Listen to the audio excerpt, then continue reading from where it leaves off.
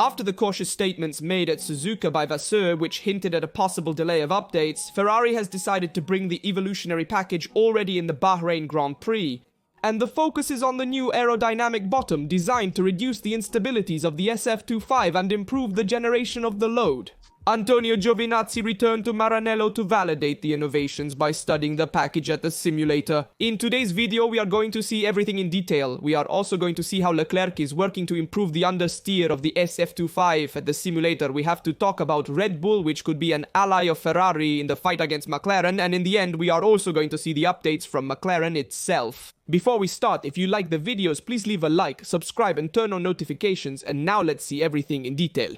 The goal is to find a clear direction already during the free practice of Bahrain, comparing the data between the old and the new configuration. In parallel to the technical developments, Leclerc has worked on a specific driving style to counteract the lack of rotation of the SF25. In Japan, the Monegasque managed to dominate the understeer thanks to a refined technique put in place with his performance engineer. The difference was clearly seen at Suzuka. While Hamilton struggled with balance, Charles found more grip and stability, showing greater effectiveness in tire management as well.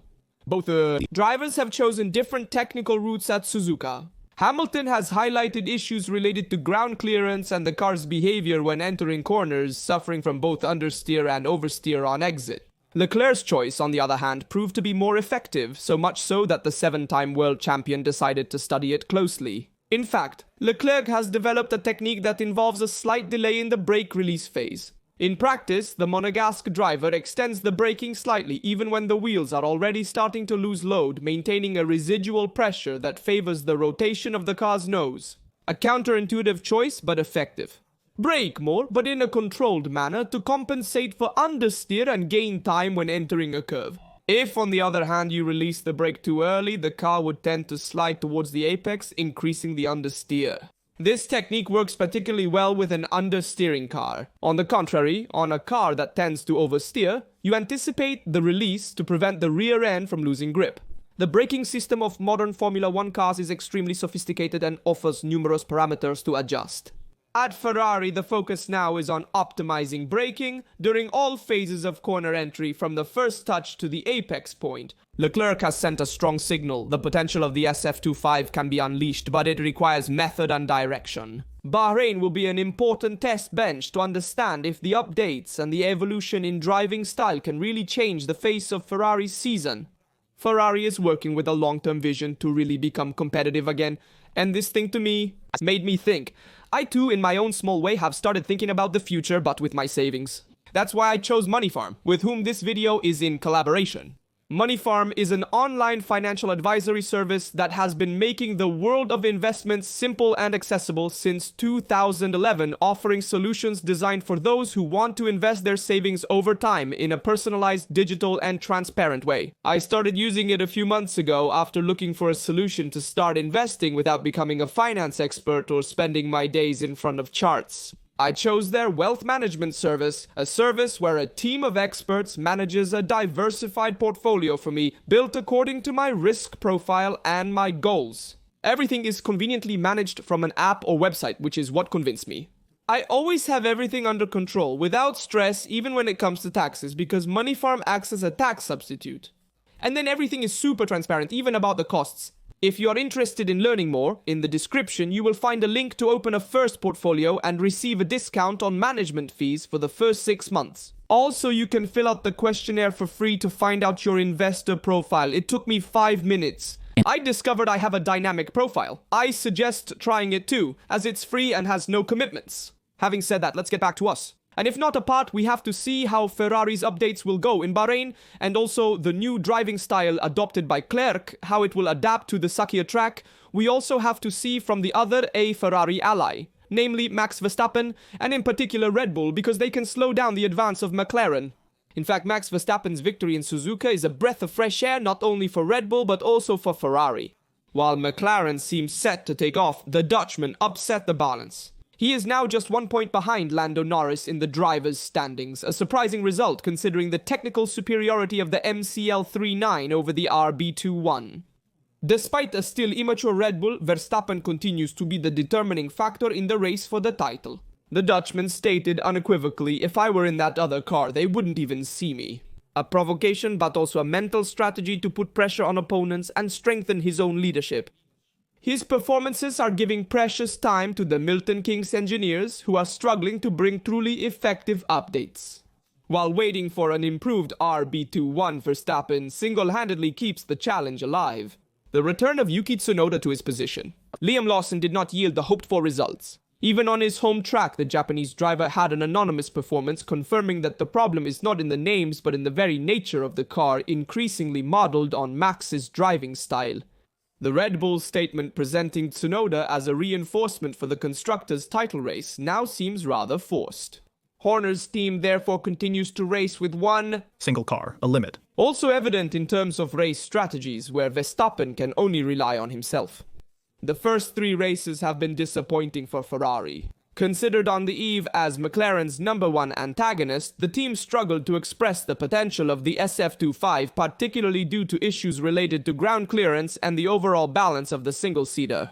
Yet McLaren's instability, slowed down by Verstappen, could represent a golden opportunity for the prancing horse. With a very long calendar still ahead, 21 Grand Prix remaining and gaps in the standings still contained, the championship is far from decided. The gap shown in Japan, about 0.3 per lap, is significant but not insurmountable. If the updates arriving in Bahrain prove effective, Ferrari could soon be back in the fight among both the drivers and the constructors. The key will be the responsiveness of the team led by Frederic Vasseur to improve the car, also taking advantage of the work at the simulator and the insights of the drivers, particularly Leclerc. Verstappen has stopped McLaren's escape.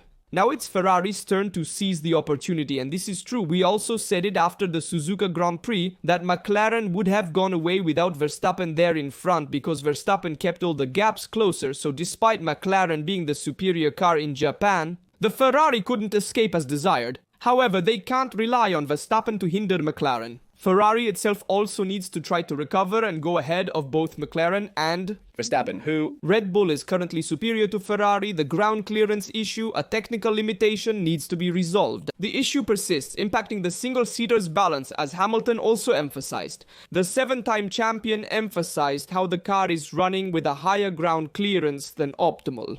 A situation that raises questions about setup choices and suspension philosophy. Adopted by the team, analyzing the data from the first races, the SF25 seems to operate within a predicted range, but without being able to fully exploit its potential. Lowering the car further would guarantee extra aerodynamic load, but after the disqualification in China, the team preferred a more conservative approach. At Suzuka, the partial resurfacing and the track influenced the technical choices. Ferrari opted for stiffer suspensions to better handle the first sector, where McLaren and Red Bull proved to be extremely effective. However, the inability to lower the setup as much as desired could be linked to a softer suspension philosophy designed to maximize squat and therefore traction.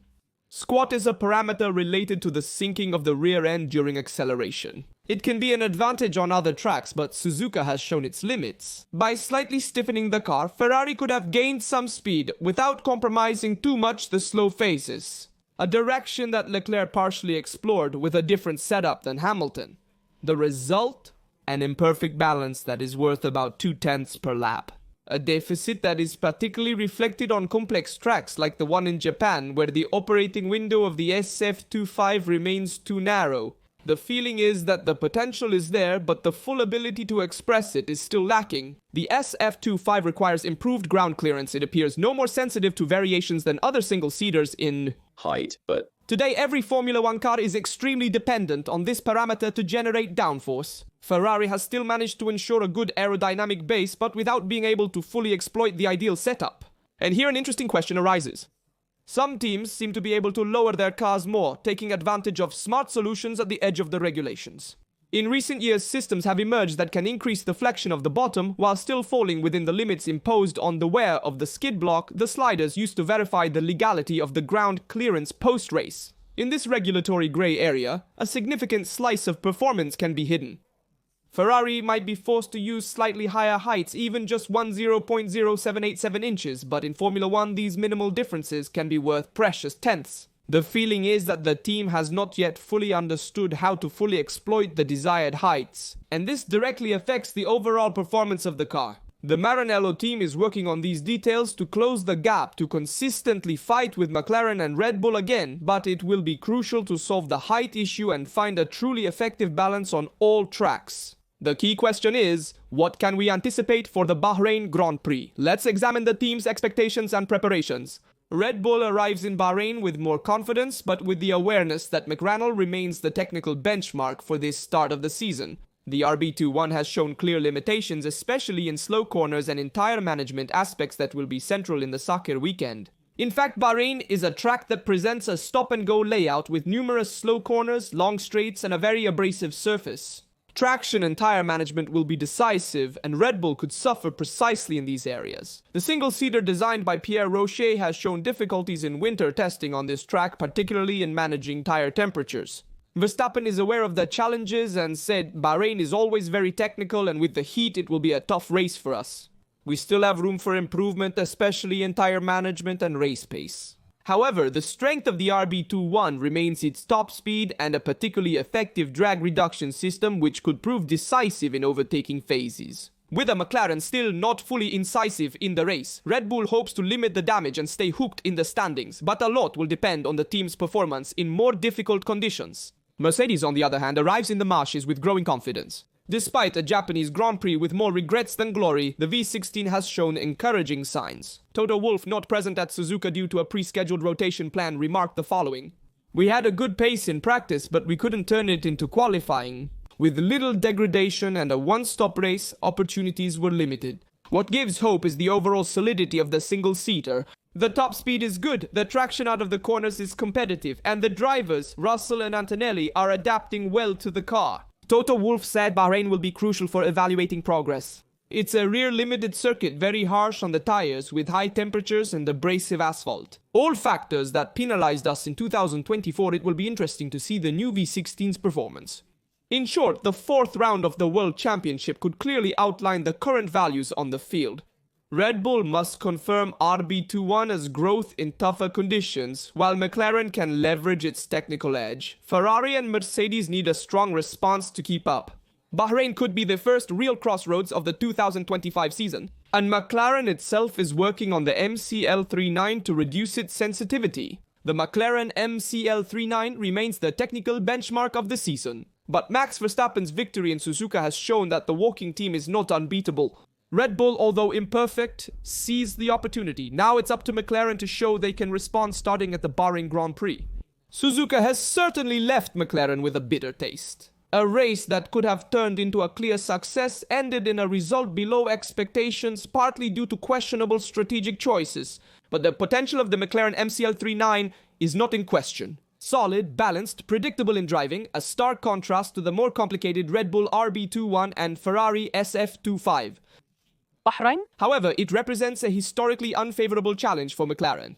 However, the 2025 technical package could finally break this negative pattern. McLaren has always not done very well in Bahrain, also because it was one of the first races of the season where McLaren always started more uphill. With the high temperatures expected in Sakir, tire thermal management will be crucial. At Suzuka, the cool weather and low degradation favored Red Bull, but under normal conditions, the MCL39 has a key advantage. It's less aggressive in heating the front tires, which reduces wear on long stints. This advantage can become a limitation on a dry lap, where entering the optimal temperature window immediately is necessary.